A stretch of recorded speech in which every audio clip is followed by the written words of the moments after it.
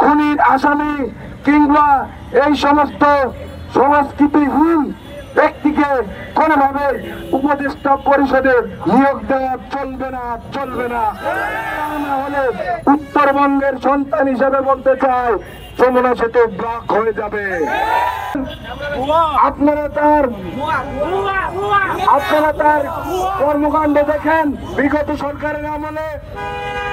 তিনি কি আসলে বাংলাদেশের যেই সংস্কৃতি সেটাকে ধারণ করেন? বাংলাদেশের সংস্কৃতি আর পশ্চিমের সংস্কৃতিতে আকাশ পাতাল তফাৎ রয়েছে।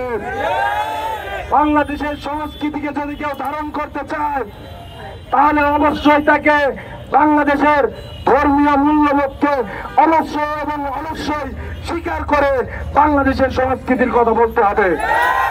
কিন্তু আমরা দেখেছি যে মোস্তফা সরোয়ার ফারুকীকে উপদেষ্টা হিসেবে নিয়োগ দেওয়া হয়েছে, সে কিন্তু এই চেতনার বিপরীত।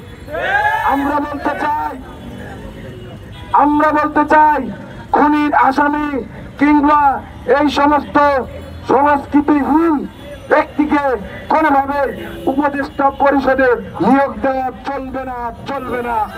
তা না হলে উত্তরবঙ্গের সন্তান হিসেবে বলতে চাই, যমুনা সেতু ব্লক হয়ে যাবে। আমরা ব্লকেট করে দেব। সংগ্রামী ভাই এবং বন্ধুগণ, আমি আর বেশি কথা বাড়াবো না। অনেক আশা নিয়ে, অনেক আকাঙ্ক্ষা নিয়ে আমরা উত্তরবঙ্গের সন্তানেরা চাতক পাখির মতো চেয়েছিলাম এই সরকারের দিকে।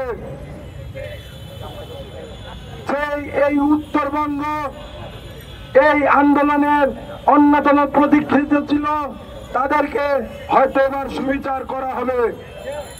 যেই রিক্সাওয়ালা ভাইয়েরা আমাদের এই আন্দোলনে সংহতি জানিয়েছিলেন, তারা হয়তো ভেবেছিলেন এবার বুঝি উত্তরবঙ্গের সুদিন ফিরল।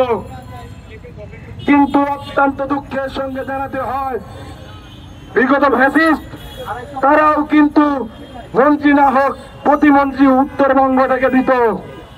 কিন্তু এই সরকারের আমলে আমরা সচিবালয় কিংবা মন্ত্রণালয় কোথাও উত্তরবঙ্গের কোন প্রতিনিধি দেখতে পাইনি। তাই এই লজ্জার কথা আমরা আপনাদের জনসম্মুখে প্রকাশ করতে বাধ্য হয়েছি।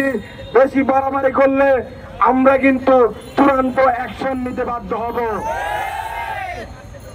আমরা জাতীয় ঐক্যের ডাক দিয়েছি, কিন্তু সরকারের কোন নীতি যদি আমাদের এই ঐক্যের পথে বাধা হয়ে দাঁড়ায়, তাহলে আমরা এই সরকারকে চূড়ান্তভাবে হুঁশিয়ার করে দিতে চাই।